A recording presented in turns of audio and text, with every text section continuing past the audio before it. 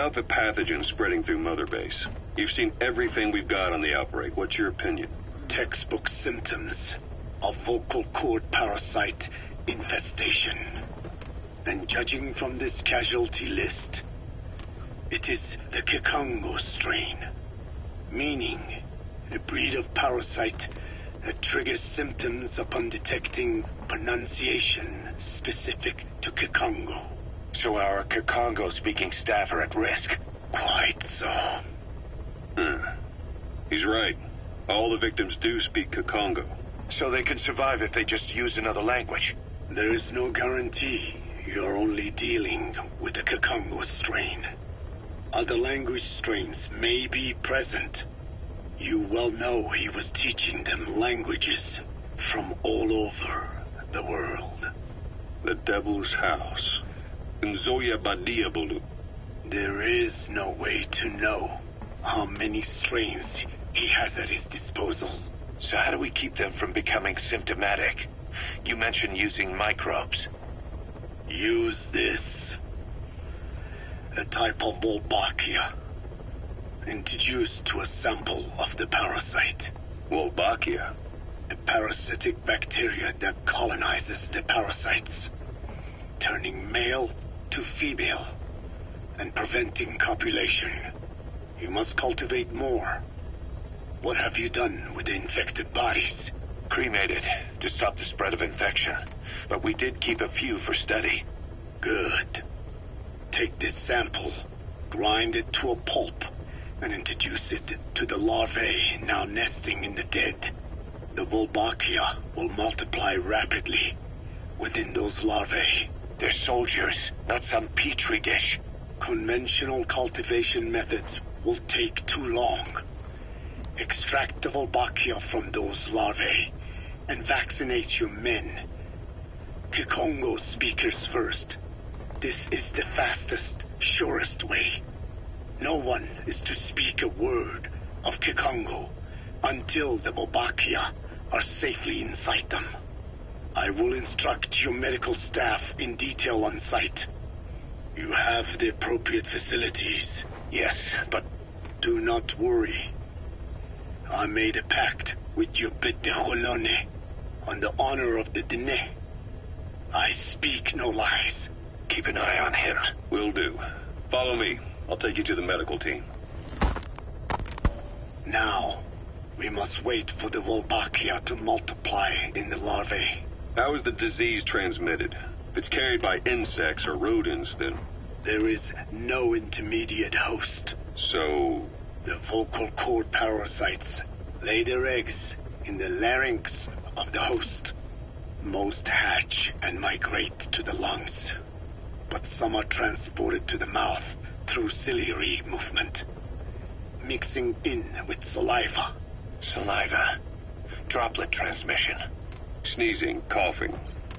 Any food or water containing infected saliva. It would spread fast. Indeed.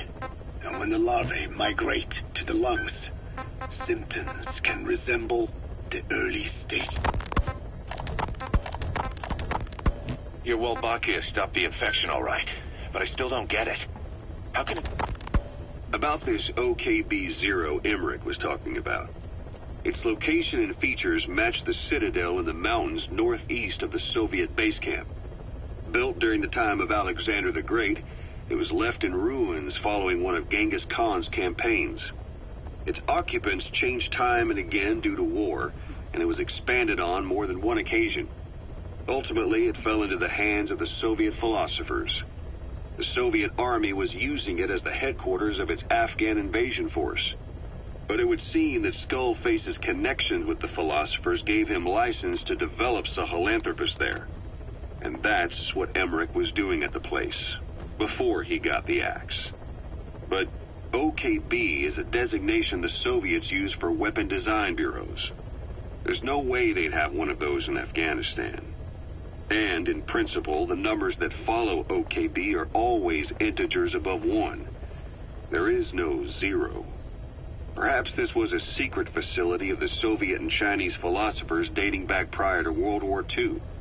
Though it's more likely Skullface just picked a fake name that more or less fit the Soviets' pattern. He doesn't go there often, but he sure as hell won't miss this. They use the heliport on top of the tower for his visits. Start by heading for the heliport. Then wait for your chance to make contact with Skullface. It seems Sahelanthropus' armor is made from depleted uranium. That offers some serious protection. The U.S. military is planning on using it for its main battle tanks, too. Maybe that's where Emmerich got the technology. Uranium? They're using nuclear fuel for armor now? No. What they use for nuclear fuel is uranium-235, which is extracted from natural uranium. Depleted uranium is a byproduct of that process. Sort of like the leftovers, I guess. The garbage. Uranium-235 makes up 0.72% of natural uranium, whereas depleted uranium contains only 0.2%. What are the benefits of using it for armor? It's a pretty short list. Uranium's a heavy metal, like lead, meaning it can hold a greater amount of kinetic energy. But it also boasts a hardness closer to tungsten.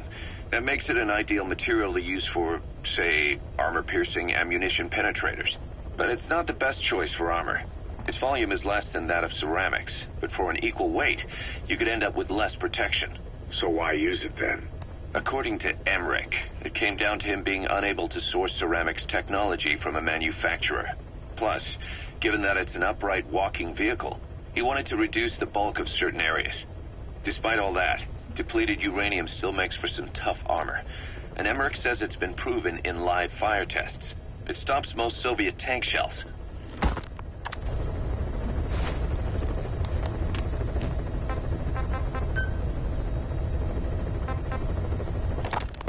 The Wolbachia have multiplied. We're preparing to extract them and begin back. Go, Tucker. What are the metallic archaea? Volcanic craters spewing sulfur. Water hot enough to boil your skin off. Ocean depths of 800 plus atmospheres. Wastelands radioactive enough to kill you where you stand. There are groups of organisms that survive despite. No. Because of living in such environments. I've heard about them. Extremo... something. Extremophiles. By selecting certain species, then subculturing and repeatedly modifying them, I created a metallic offspring of pure archaea. They subsist on metals rather than organic matter. And some of them even consume uranium? Yes. Uranium enrichment archaea metabolize only uranium-235. As a result, they produce weapons-grade enriched uranium. How is that possible? Consider how plants fractionate carbon isotopes when they conduct photosynthesis. Nature possesses abilities beyond our imagination. So it was archaea that brought down your chopper? Corrosive archaea, yes. They oxidize metals, feeding off the energy in the electrons they receive. What became of the wreckage? We had the R&D team retrieve samples for study in airtight plastic containers, of course. Prudent. We shall extract archaea from it in good time. They should help you fight back against Black Anna. Any chance we could start now? It doesn't have to be a lot. I might just have another use for them. If it's only a small amount you need. That's fine. I'll get the R&D team to assist. Let's go. South Africa was previously suspected of developing nuclear weapons. It already had a conspicuous presence at the UN because of apartheid and its armed expansionism. But when neighboring Angola and Mozambique became socialist countries in '74, South Africa felt hounded into a corner. So it accelerated its nuclear program to protect itself. 3 years later, the Soviets discovered a test facility, and 2 years after that, an American satellite observed a flash in the southern Indian Ocean. It said this was South Africa conducting a nuclear test with the help of a certain ally. Skullface used the situation in South Africa to get this ally to lend a hand. They both wanted nukes, so it was a mutually beneficial relationship. On the surface, anyway. I figure South Africa started getting serious about nuclear weapons production in '75. In '74, the government was still able to get by with bluffing that it had a nuclear arsenal. But the year after, word spread that an independent armed group in the Caribbean was crushed by Cypher for possessing a WMD. That's right, boss. What happened to you and your men was the reason South Africa decided to push ahead with nuclear development. A force independent of any country getting its hands on a nuke. That was a threat to the existence of countries everywhere. It wasn't just South Africa. Your presence pushed a lot of countries to get nukes. The world was scared of you. You were a threat to more than just the Cold War. If nations are gears in a machine, you had the power to smash them loose and watch the whole world grind to a halt.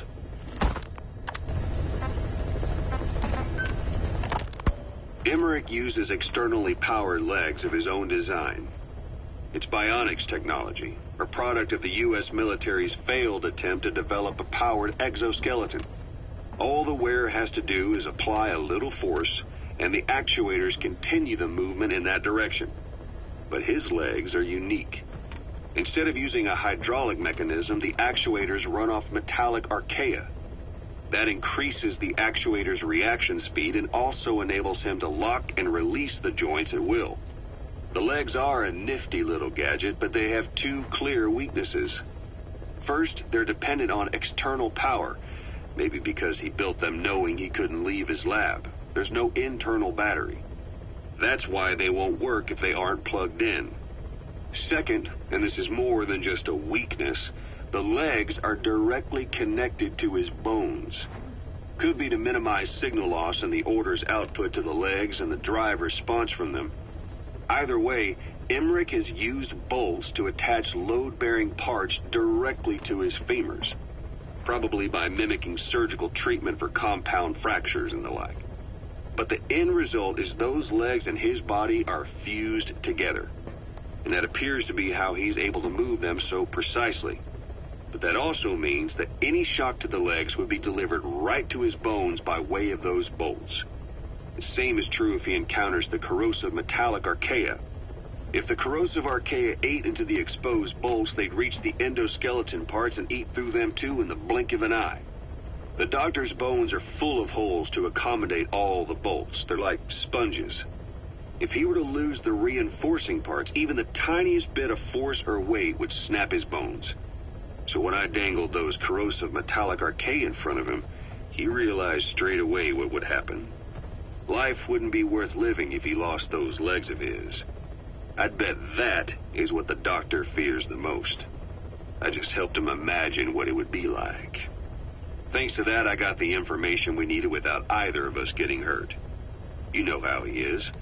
He's probably already over the shock. The better you know your adversary, the easier it is for you to get information from them. And vice versa.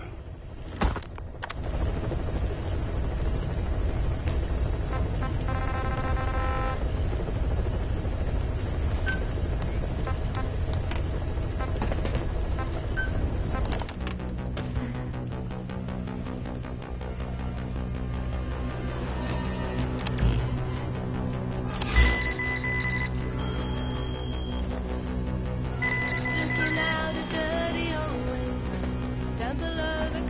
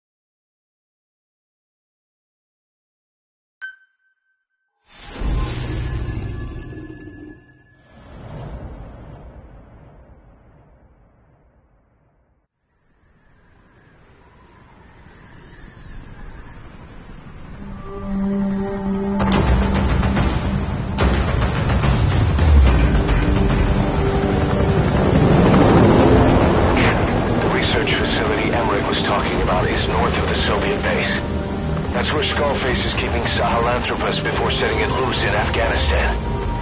There's a good chance he's got nukes, too. Boss, we need to figure out what Skullface is up to. If you make contact with him, get him to talk. The ethnic cleansing parasites, Sahelanthropus. Find out what his plans are.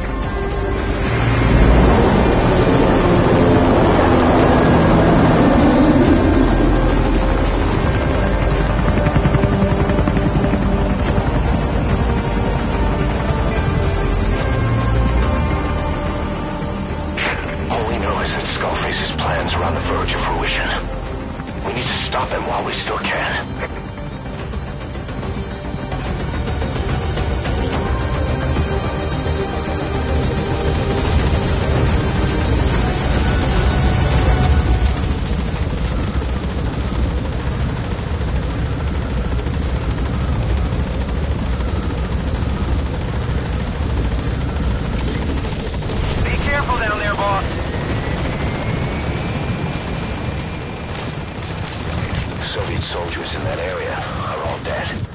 Apparently XOF unleashed the Russian parasite strain. To isolate the facility, they first spread reports of a chemical weapon leak. The infection won't spread into the surrounding regions. Still, I think they just exterminate the men who worked with them all this time. Skullface must be making his final play.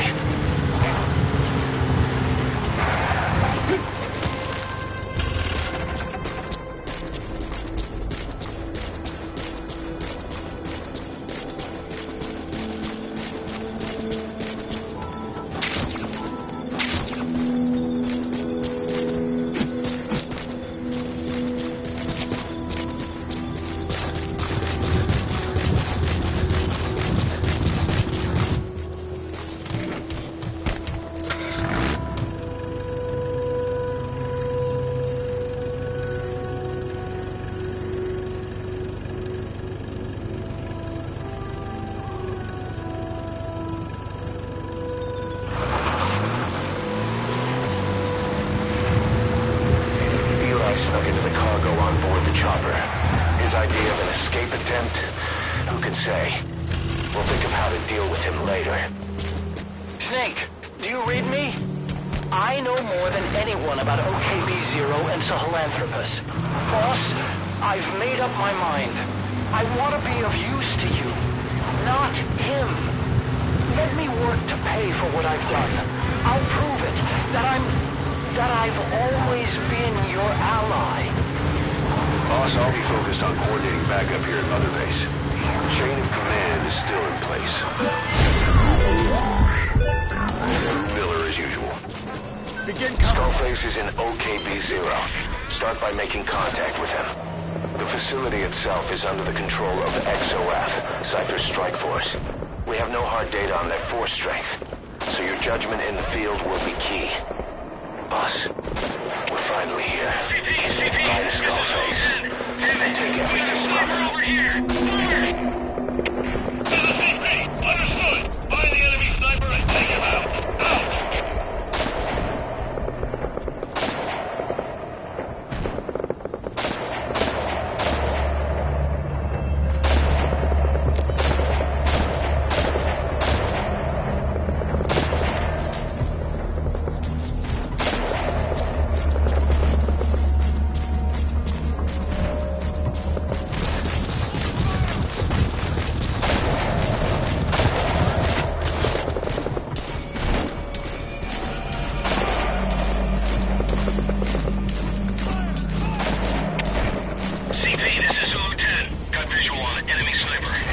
XOF has occupied the facility.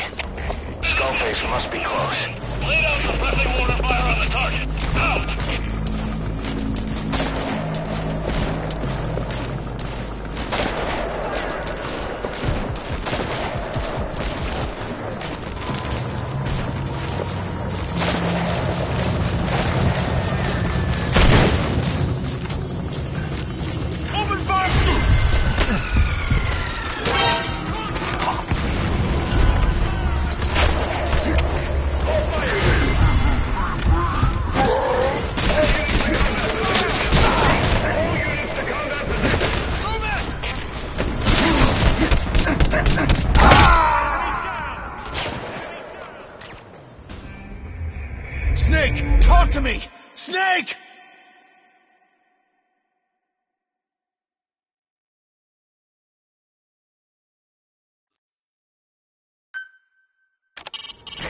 contact with Skullface.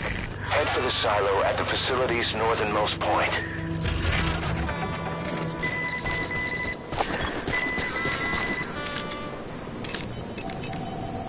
XOF has occupied the facility. Skullface must be close.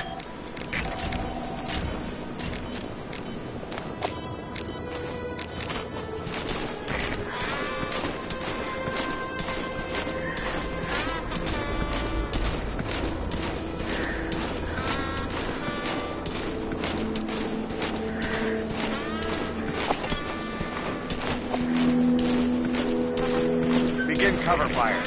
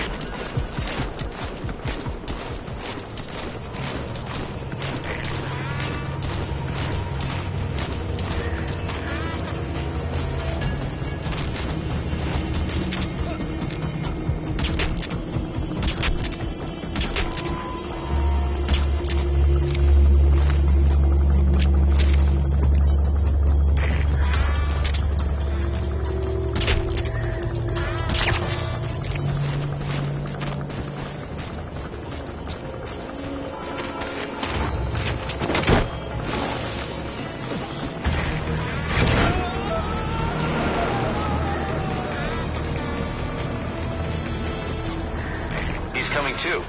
Roger that.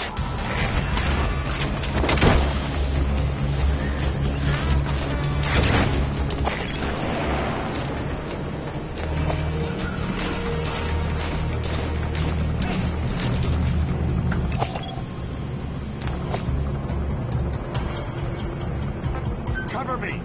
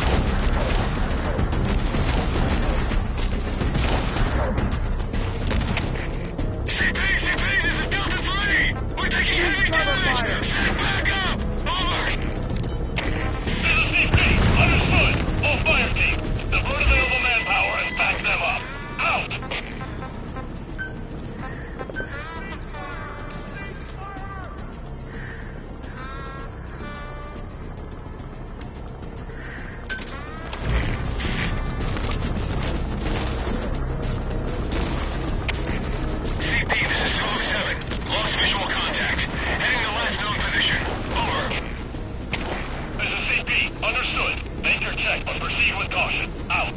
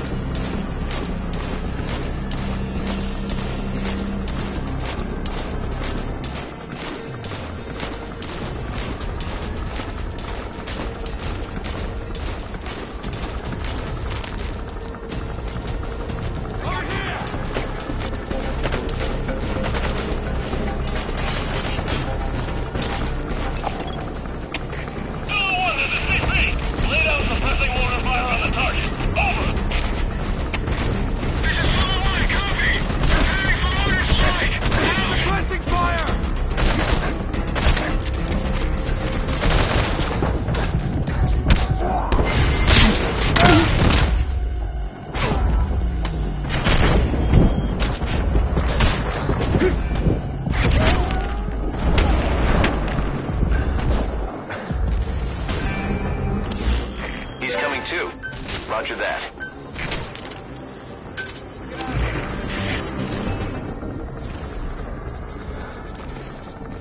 Frag out! Support fire!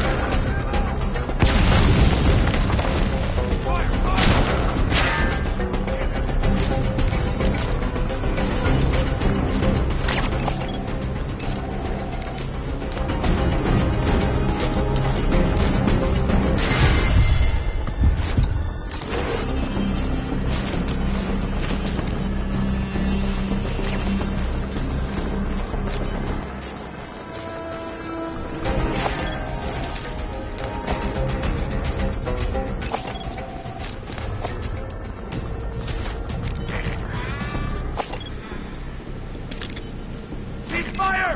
Cease fire! Get on the mortar and pass it by the enemy target. Over! This is Zulu 1, copy. Preparing for mortar strike. Out!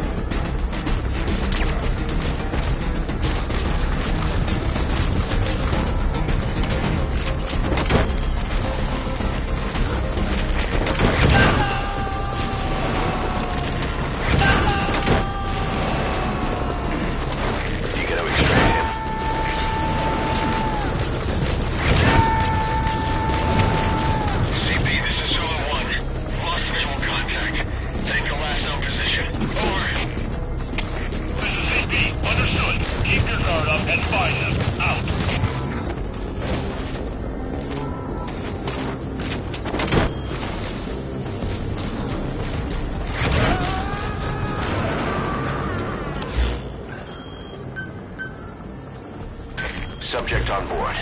Leave the rest to us.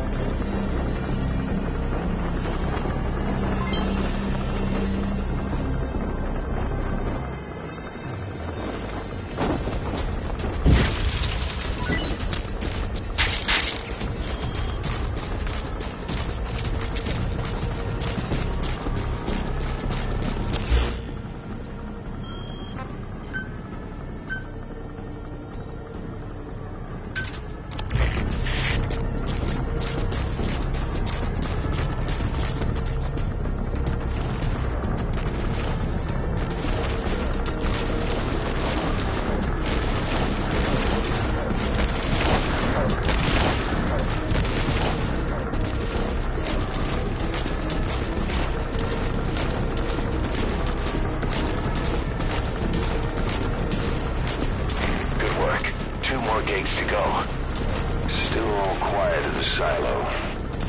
No sign of Skullface or his Goliath. Surely they can't already have... No, never mind.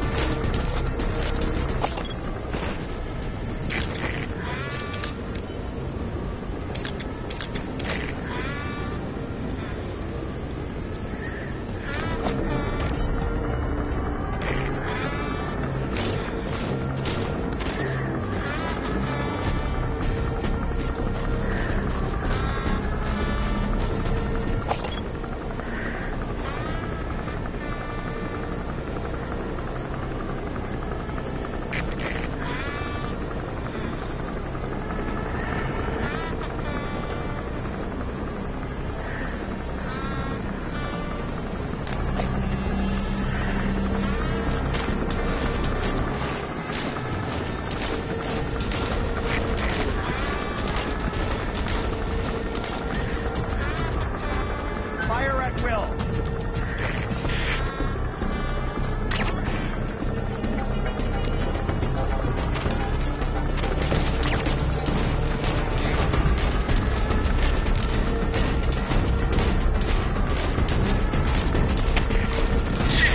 CP, this is Zulu 6. We're pinned down and taking heavy damage. Request reinforcements. Over. This is CP. Understood. Attention all units. Divert all available manpower to backup. Repeat. Send backup now. Out.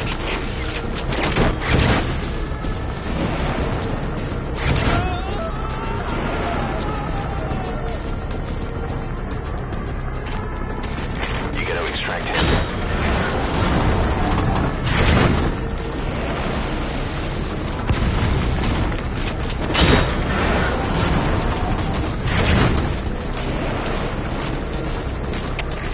CP, this is Delta 3.